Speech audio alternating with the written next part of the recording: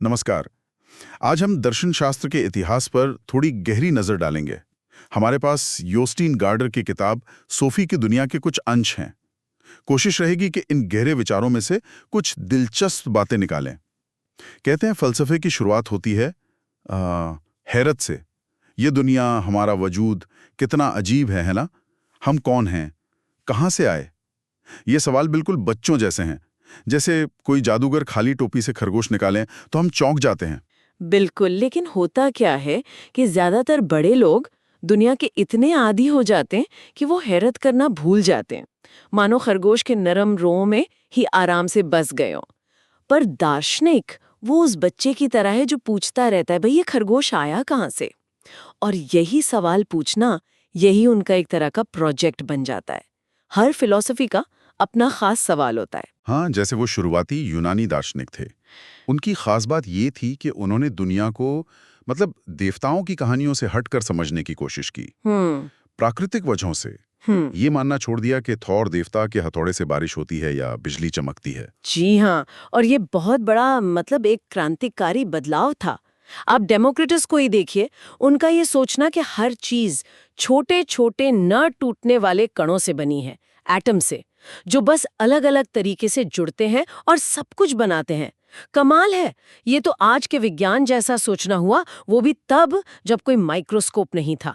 ये प्रकृति को समझने का बिल्कुल नया नजरिया था। और फिर सुकरात, जिन्होंने कमाले कुछ लिखा ही नहीं उनका सारा जोर बस बातचीत और सवाल पूछने पर था। उनका वो मशहूर कॉल खुद को जानो, इसका क्या मतलब था असल में? देखिए, सुकरात का मानना था कि सच्चाई तक पहुंचने का रास्ता है सवाल जवाब, यानी संवाद। वो मानते थे कि सही और गलत का असली ज्ञान हमारे अंदर है, हमारी तर्क बुद्धि में, समाज के बनाए नियमों में उतना नहीं। और उनका वो कहना कि सबसे ज्ञानी वो है जो ये जानता है कि वो कुछ नहीं जानता, ये दिखाता है कि ज्ञान की पहली सीढ़ी है अपनी अज्ञानता को मानना। यही विनम्रता हमें सीखने के लिए तैयार करती है।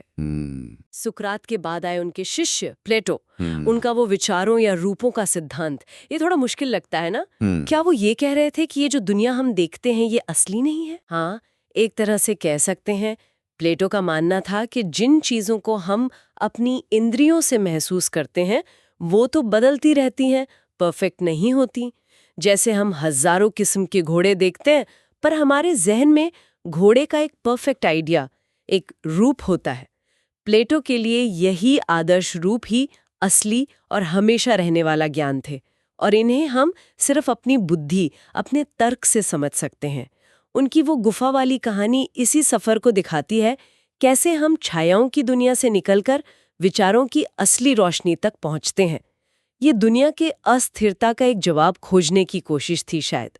अच्छा, लेकिन फिर प्लेटो के ही शिष्य अरस्तु आए और वो इस बात से सहमत नहीं थे।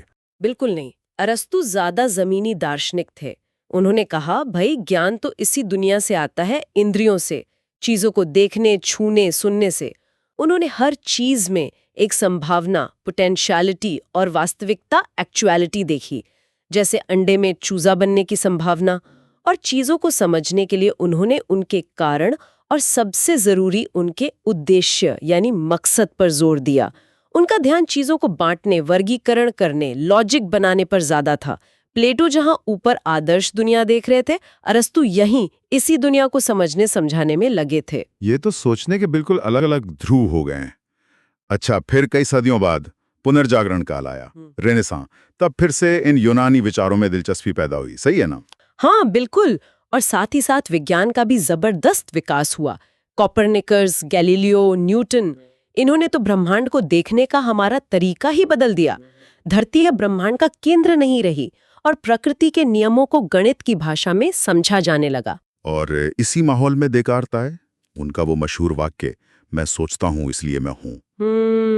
क्या वो हर चीज पर शक कर रहे थे ऐसा? हाँ, देकार्त एक ऐसी बुनियाद खोज रहे थे ज्ञान की जिस पर रत्ती भर भी शक न किया जा सके।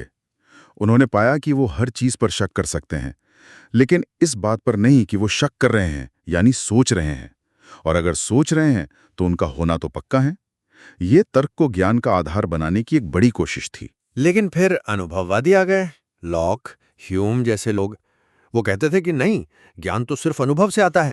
ह्यूम ने तो कारण और कार्य के संबंध पर ही सवाल उठा दिया था।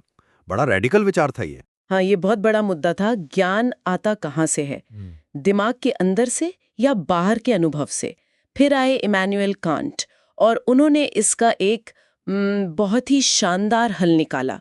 उन्होंने कहा, ठीक है, ज्ञान अनुभव से शुरू होता है, लेकिन हमारा दिमाग एक कोरी स्लेट नहीं है। उसमें पहले से ही कुछ फ्रेमवर्क है, जैसे समय, स्थान, कारण, कार्य को समझने के तरीके। ये हमारे दिमाग के चश्मे हैं जिनसे हम अनुभव को व्यवस्थित करते हैं। अच्छा, यानी हमारा दिमाग भी दुनिया को आकार देने में सक्रिय है। फिर डार्विन और फ्राइड आए। इन्होंने तो इंसान की अपनी समझ को ही हिला दिया। सही कहा। डार्विन ने बताया कि इंसान कोई ऊपर से बनाई गई खास चीज नहीं, बल्कि वो तो लाखों साल के क्रमिक विकास यानी एवोल्यूशन का नतीजा है, प्राकृतिक चयन का। और फ्राइड, उन्होंने तो हमारे मन के अंदर एक पूरी अनदेखी दुनिया खोल दी, अचेतन मन की। उन्होंने बताया कि हमारी दबी हुई इच्छाएं, डर, वो यादें जिनका हमें होश भी नहीं, वो हमारे व्यवहार पर कितना गहरा असर डालती हैं। ये खुद को जानो वाली बात का एक बिल्कुल नया मतलब था। और आज के दौर में सार्त्र का अस्तित्ववाद और ये बिग बैंग सिद्धांत। हाँ, सार्त्र जैसे विचारकों ने कहा कि हम पहले दुनिया में फेंक दिए जाते हैं। हमारा कोई तय सार या मकसद नहीं होता। हम अपने चुनाव से, अपने कामों से खुद को बनाते हैं। अस्तित्व सार से पहले आता है। हम पूरी तरह आज़ाद हैं, लेकिन इसी आज़ादी के साथ ज़बरदस्त जिम्मेदारी भी आती है। और उधर विज्ञान हमें बताता है कि ये पूरा ब्रह्मांड करीब 14 अरब साल पहले एक महाविस्फोट बिग बैंग से शुरू हुआ और तब से लगातार फैल रहा है। तो ये यात्रा शुरू हुई थी दुनिया को देखकर हैरत करने से, और आज हम ब्रह्मांड की शुरुआत और अपने ही मन की अनजान गहराइयों तक पहुंच गए हैं। प्लेटो के अमूर्त विचारों से लेकर डार्विन के विकासवाद और फ्रॉइड के अचेतन मन तक, इन सब विचारों ने हमें खुद को और इस दुनिया को देखने के नए नए चश्मे दिए हैं। और अंत में सोचने के लिए ये बात रह जाती है, अगर हम सब उसी शुरुआती महाविस्फोट के कण हैं, तारों की धूल से बने हैं, और इस विशाल लगातार फैलते ब्रह्मांड में एक छोटे से नीले ग्रह पर बस कुछ पल के लिए मौजूद हैं, तो शायद सबसे बड़ा सवाल आज भी वही है जिससे सब शुरू हुआ था। ये सब आया कहाँ से और हम यहाँ क्यों हैं? और शायद ये खोज कभी खत्म नहीं होगी।